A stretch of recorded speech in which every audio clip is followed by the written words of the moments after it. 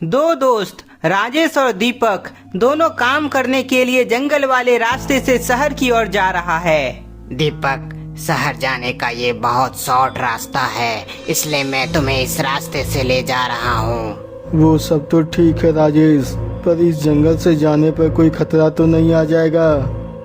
दीपक, मैं कई सालों से इस जंगल का इस्तेमाल कर रहा हूँ, इसलिए घबराने की जरूरत नहीं है तुम्हें। यहाँ कोई भी खतरा नहीं है। दोनों जंगल से होते हुए जा रहा होता है, पर तभी उन्हें आगे कई लोगों के होने का अनुभव होता है, इसलिए दोनों वहीं रुक जाता है। राजेश, आगे लगता है कोई है। मुझे उन लोगों की हल्की हल्की आवाज सुनाई दे रही है। हाँ दीपक, आवाज तो मुझे भी आ रही है, पर वो कौन लोग हैं इसका पता मैं छिपकर लगाता हूँ। दीपक डरा सहमा वहीं खड़ा रहता है और राजेश आगे बढ़कर देखने की कोशिश करता है। राजेश देखता है कि वहाँ 4 लोग आग जलाकर बैठा हुआ है और उन सभी के हाथों में बंदूक है। लगता है ये सभी डाकू हैं, मुझे संभल कर निकलना चाहिए। डाकू को देखकर राजेश दीपक को सतर्क करता है और यहाँ से आगे बढ़ने को बोलता है, क्योंकि यदि डाकू उन दोनों को देख लिया तो वह दोनों मारा जाएगा। राजेश, तुमने तो कहा था यहाँ कोई खतरा नहीं है, पर ये डाकू कहाँ से आ गया? मुझे खुद समझ नहीं आ रहा है कि आखिर डाकू कब से इस जंगल में आने लगे हैं, पर कोई नहीं, हम दोनों चुपचाप यहाँ से निकल जाएंगे। दोनों वहाँ से चुपचाप निकलने लगता है, पर तभी उनमें से एक डाकू उन दोनों को देख लेता है। अरे कौन हो तुम दोनों जो चुपचाप यहाँ से जा रहे हो? डाकू की आवाज सुनकर दीपक और राजेश डर जाता है, पर फिर भी दोनों रुकता नहीं है, बस चुपचाप आगे बढ़ता रहता है। तुम दोनों रुकोगे या मैं तुम्हारे ऊपर गोली चला दूं? डाकू का धमकी सुनकर दोनों काफी डर जाता है, जिसके बाद दोनों तेजी से भागने लगता है। तेजी से दोनों के भागते ही डाकू गोली चला देता है, जिसके बाद अपनी जान बचाने के लिए राजेश और दीपक घने जंगल के अंदर घुस जाता है। दोनों भागते भागते घने जंगल के अंदर घुस जाता है और अपना पीछा डाकू से छुड़ा लेता है। राजेश और दीपक डाकू से अपनी जान बचा लिया था, पर अब वह दोनों जंगल में खो गया है। राजेश, हम किस जगह पर है? मुझे तो यहाँ से बाहर निकलने का कोई रास्ता नहीं दिख रहा है। दीपक, मैं खुद इस जगह पर पहली बार आया हूँ, पर तुम घबराओ नहीं, हमें यहाँ से निकलने का कोई न कोई रास्ता जरूर मिल जाएगा। राजेश और दीपक वहाँ से निकलने के लिए आगे बढ़ता है, पर तभी उन्हें आगे कुछ चमकता हुआ दिखाई पड़ता है। दीपक, आगे कुछ चमक रहा है, चलो वहाँ जाकर देखते हैं। राजेश और दीपक को लग रहा था कि वह चमकीला चीज कोई खजाना है, इसलिए दोनों जल्दी से उस जगह जाने लगता है। दोनों चमकता हुआ जगह पर पहुंच जाता है, पर अभी भी उन्हें पता नहीं चल रहा था कि आखिर ये क्या है। दोनों को कुछ समझ नहीं आ रहा था, पर खजाने की लालच में राजेश उसे उठा लेता है। चमकीली वस्तु को उठाते ही वह दोनों देखता है कि उसका चमकना बंद हो गया है और उन्हें पता चल जाता है कि वह चमकीली वस्तु एक कांच की बोतल है। राजेश, ये तो कांच की बोतल है, पर हमें लग रहा था ये कोई अनमोल खजाना है। खजाना ना होने की वजह से राजेश उस बोतल को जोर से फेंक कर फोड़ देता है। कांच की बोतल फूटते ही उससे धुआं निकलने लगता है। अब ये क्या भला है, इस बोतल से धुआं कैसे निकल रहा है, बल्कि ये तो खाली था। राजेश और दीपक वहां से निकलने ही वाला था, पर तभी दोनों देखता है कि उस बोतल से कोई औरत बाहर निकली है, जो बहुत ही डरावनी होती है। डरावनी औरत को देखकर दोनों काफी डर जाता है। राजेश, ये तो कोई भूतनी है, भाग यहाँ से, नहीं तो ये हमें मार डालेगी। दीपक और राजेश अपनी जान बचाने के लिए वहां से भागने की कोशिश करता है, पर भूतनी दोनों को एक जोरदार पंच लगाती है।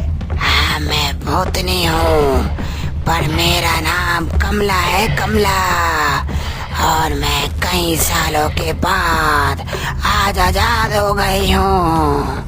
कमला, मुझे छोड़ दो, मैं तुम्हें परेशान नहीं किया था, बल्कि मेरा दोस्त राजेश ने किया था, इसलिए तुम उससे मारो, मुझे नहीं। क्या बोल रहा है दीपक? तू तो मुझे मरवाना चाह रहा है। मैं क्यों तुम्हें मरवाना चाहूँगा, तुम्हारे चलते ही तो ये मुसीबत यहाँ आई है। दोनों आपस में बहस कर रहा होता है, पर तभी कमला दोनों को हाई वोल्टेज का झटका देती है। एकदम चुप हो जाओ तुम दोनों, नहीं तो मैं अभी तुम्हारा खेल खत्म कर दूंगी। कमला के धमकी देते ही दीपक और राजेश चुपचाप एक जगह पर खड़ा हो जाता है।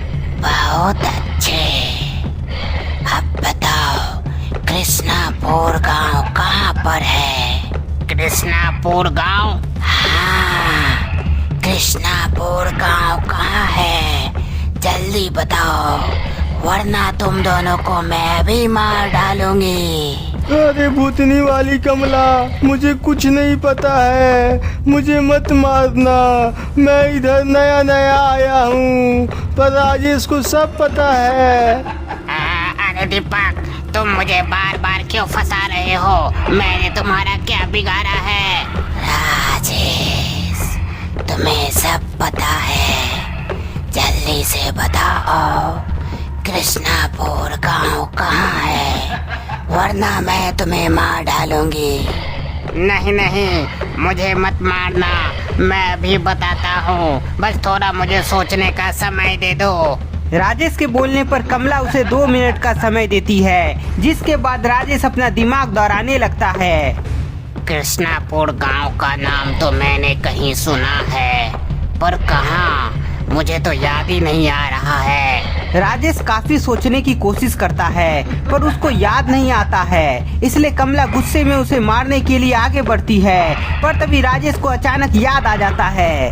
हाँ, रुको कमला, मुझे याद आ गया, कृष्णापुर गांव कहाँ है? कहाँ पर है? जल्दी बताओ, वरना मरने के लिए तैयार हो जाओ। कमला, जिस गांव का नाम तुम ले रही हो, वो गांव अब गांव नहीं है, वो अब शहर बन चुका है, और उस शहर का नाम न्यू टाउन है। New town? ये तो हमारा ही शहर है ना?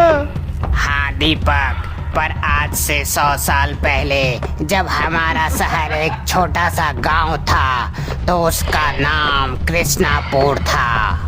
राजेश का पूरा बात सुनकर कमला बहुत खुश हो जाती है और खुशी से नाचने लगती है। राजेश, इसे क्या हुआ? ये इतनी खुशी से क्यों नाचने लगी? पता नहीं दीपक, ये क्यों नाच रही है, पर हमें क्या, हमें तो बस अपनी जान बचाकर यहाँ से भागना है। दोनों वहाँ से चुपचाप भागने की कोशिश करता है, पर तभी कमला दोनों को देख लेती है और जोर का झटका देती है। कमला, तुम हमें क्यों झटका दे रही हो? राजेश तो तुम्हें सब कुछ बता दिया ना।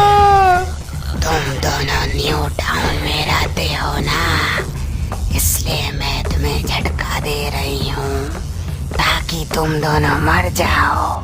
क्या? पर क्यों? क्योंकि न्यू टाउन में रहने वाला हर एक व्यक्ति मेरा दुश्मन है, इसलिए मैं उन सभी को मार डालूंगी। कमला अपनी शक्ति की मदद से राजेश और दीपक के ऊपर बड़े चट्टान गिरा देती है, जिसके कारण राजेश और दीपक वहीं मारा जाता है। न्यू टाउन के रहने वाले सभी लोग, तुम सभी बहुत मजा कर लिया, पर अब कमला तुम लोगों की जिंदगी तबाह करने आ रही है। गुप्ता जी, हमारा न्यू टाउन रात में पहले से बहुत सुंदर दिखता है ना? हाँ मिश्रा जी, हमारा न्यू टाउन अब पहले से काफी सुंदर और साफ दिख रहा है। गुप्ता जी और मिश्रा जी बात करते करते घर जा रहे होते हैं, पर तभी गुप्ता जी के मोबाइल में बाबा का फोन आता है। हाँ बाबा, ठीक है, हम अभी आते हैं। क्या हुआ गुप्ता जी, आप इतने चिंतित क्यों लग रहे हैं? मिश्रा जी, बाबा हमें जल्दी से आश्रम बुलाए हैं, जरूर कुछ चिंता वाली बात है।